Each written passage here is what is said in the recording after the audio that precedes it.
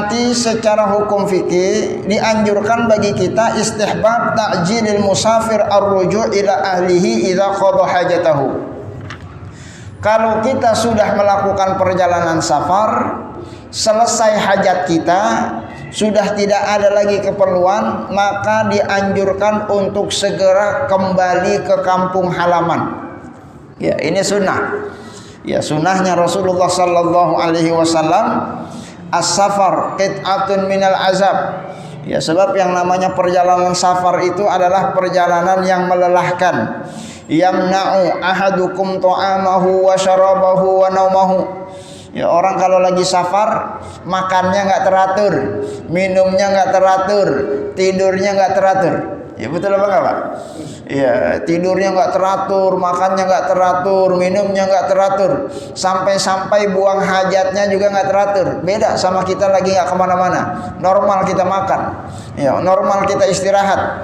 Oleh karena itu kata baginda Rasulullah sallallahu alaihi wasallam, "Idza qada ahadukum nahmatahu min safarihi falyu'ajjil ila ahlihi."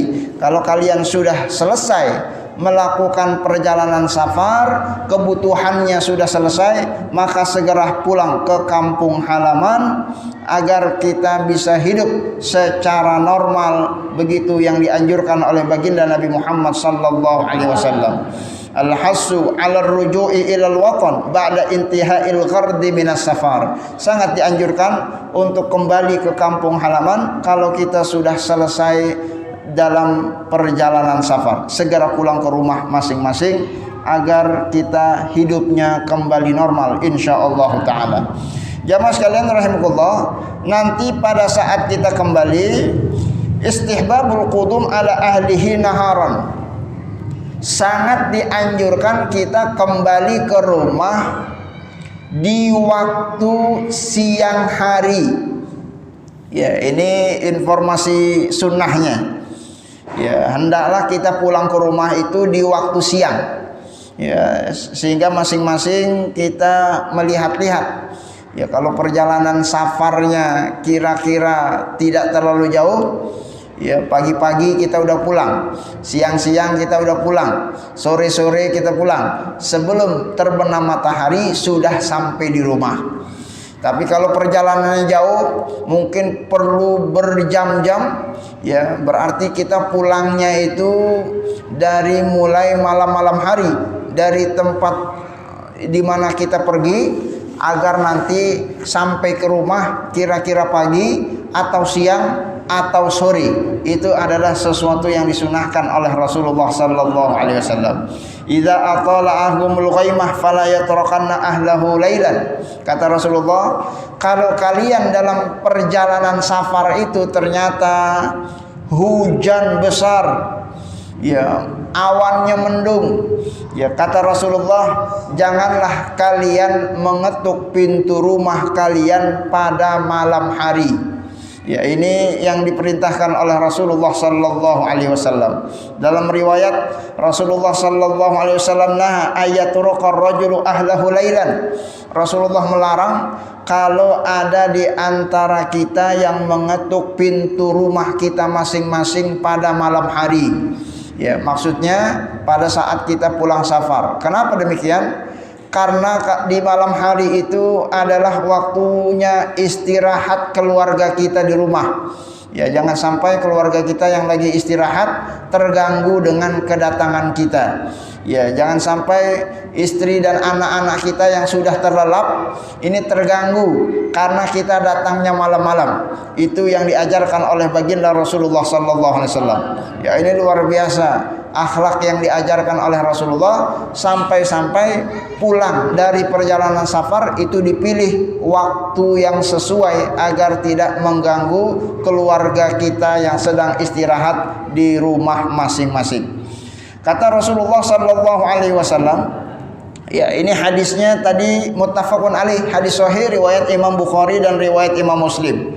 Bahkan Imam Anas radhiyallahu anhu bercerita, karena Rasulullah sallallahu alaihi wasallam la yatruku ahlahu lailan wa kana ya'tihim ghudwatan wa 'ashiyya. Ya, kita tahu Anas bin Malik ini adalah pembantunya Rasulullah sallallahu alaihi wasallam. Anas bin Malik bercerita, Rasulullah itu nggak pernah beliau kalau dari perjalanan safar datang ke rumahnya malam-malam.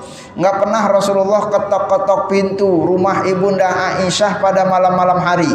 Tidak pernah. Rasulullah selalu kalau datang dari melakukan perjalanan safar selalu datangnya ghadwatan au asyiyya. Beliau datang kalau nggak pagi, kalau nggak sore, yaitu di siang-siang hari, bukan pada malam hari. Dan ini merupakan bagian dari kesunahan yang dianjurkan oleh baginda Nabi Muhammad sallallahu alaihi wasallam. Oleh karena itu ibadah Allah, karahiyatul maji'u fis safari lailan. Kata para ulama berdasarkan hadis yang barusan kita sebutkan, makruh hukumnya kalau kita pulang ke rumah pada malam hari. Ya, tentunya maksudnya adalah pulang ke rumah dari melakukan perjalanan safar. Ya, bukan pulang kantor. Ya, kalau pulang kantor kan kita emang pulangnya malam-malam begitu ya, macet begitu. Ya, ini maksudnya saat kita melakukan perjalanan safar. Bapak misalnya dari kampung, dari mana? Dari Jawa, ya pengen ke Jakarta, rumahnya di Jakarta, diusahakan nyampe Jakarta itu jangan malam-malam hari. Begitu sunnahnya Rasulullah sallallahu alaihi wasallam. Hatta la yuhsal iz'aju ahlahu, agar tidak merepotkan keluarga yang di rumah. Ya, karena kalau kita datangnya malam-malam, jam 2 malam kita nyampe rumah, istri yang lagi tidur dia bangun, anak kita yang lagi tidur juga ikutan bangun. Ya, istri perlu bikinin kopi, bikinin teh, mungkin kita belum makan dan lain sebagainya. Ini merepotkan. Begitulah akhlak yang Rasulullah sallallahu alaihi wasallam ajarkan kepada kita. Sampai-sampai keluarga kita jangan kita repotkan dengan kedatangan kita. Oleh karena itu datangnya pada pagi, siang dan sore hari. Wa tantafil karaha idza kana al-ahlu fi'in biqudumihi aw kana muttaran lidzalika, kecuali kalau memang dalam situasi tertentu yang mendesak atau mungkin itu sepengetahuan yang bersangkutan. Ya, kalau zaman dulu kan nggak ada SMS Pak ya. Ya, zaman dulu nggak ada telepon. Ya, sehingga kan orang di rumah nggak tahu kapan nih laki saya pulang dari pulang kampung, nungguin aja di rumah.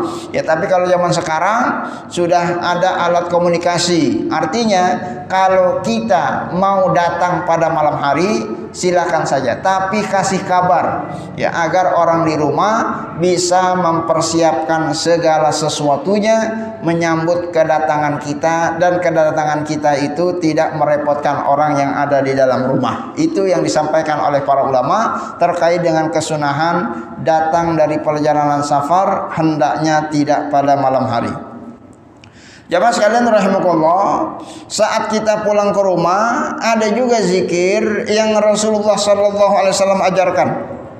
Ya, di antaranya adalah aibun, taibun, abidun, li rabbina hamidun.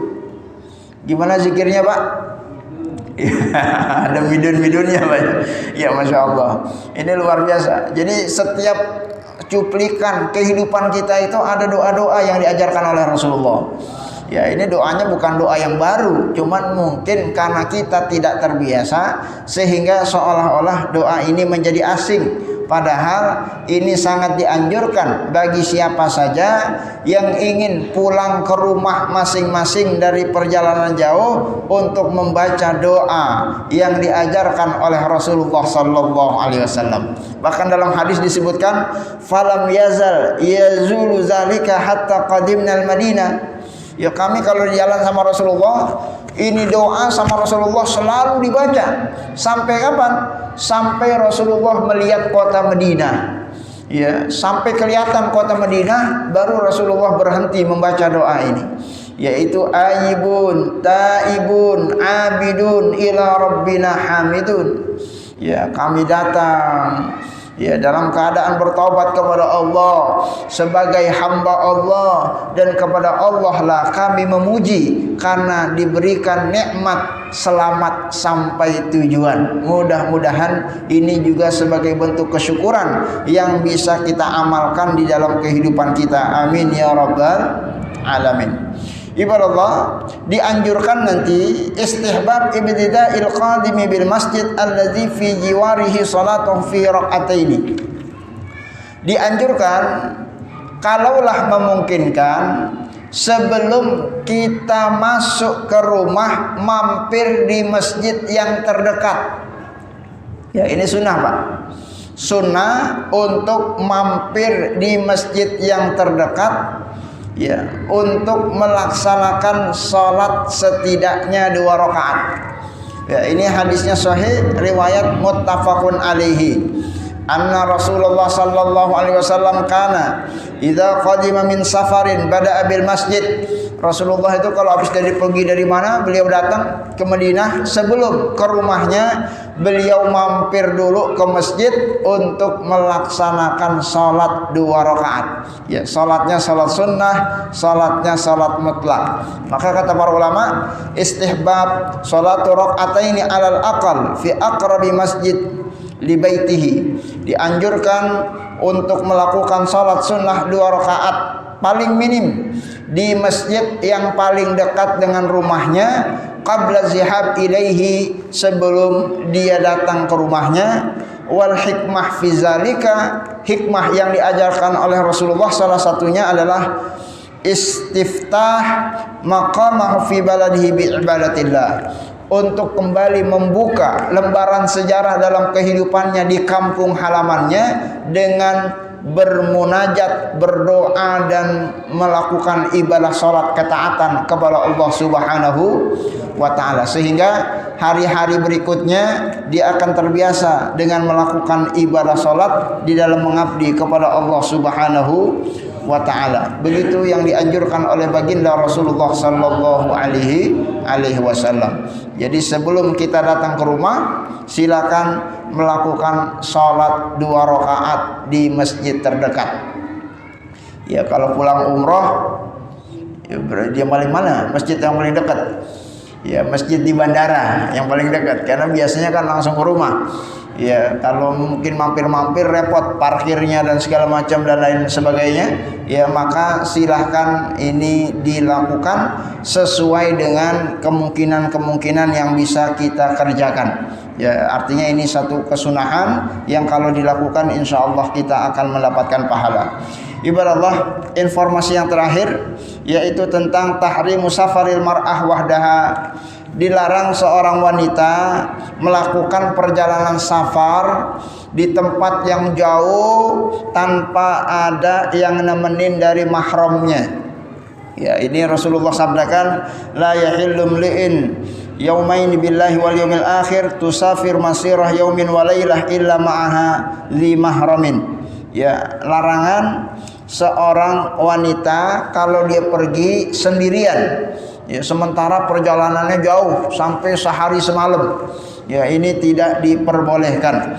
Ya, karena wanita itu berbeda dengan laki-laki. Ya, yang namanya wanita lebih cenderung ya menjadi target orang-orang yang mau melakukan perbuatan jahat. Ya, wanita mungkin lemah. Ya, dikhawatirkan ya dia dengan kelemahannya itu nanti banyak hal-hal yang dikhawatirkan terjadi di dalam perjalanan safarnya. Maka secara hukum fikih perempuan itu biasanya setidaknya ditemani ya melakukan perjalanan safar dengan orang yang mahram, ya bersama bapaknya, bersama ibunya, bersama adiknya, bersama kakaknya, bersama abangnya, ya bersama pamannya, bersama bibinya, bersama keponakannya, bersama putra putrinya. Ya, jangan biarkan wanita sendiri melakukan perjalanan safar yang terlalu jauh. Ini tidak diperbolehkan. Ya, makanya di sini rahasianya. Kenapa rahasianya? Kalau orang pergi umroh itu harus ada surat mahram. Ya, betul Pak ya? Ya, jadi dalam mengajukan visa kalau orang pengen umroh, ya kalau perempuan itu dilihat ada surat mahramnya karena dia tidak boleh melakukan perjalanan safar seorang diri karena begitu ketentuannya di dalam syariat agama untuk menjaga ya wanita agar tidak terjadi apa-apa di tengah-tengah perjalanan.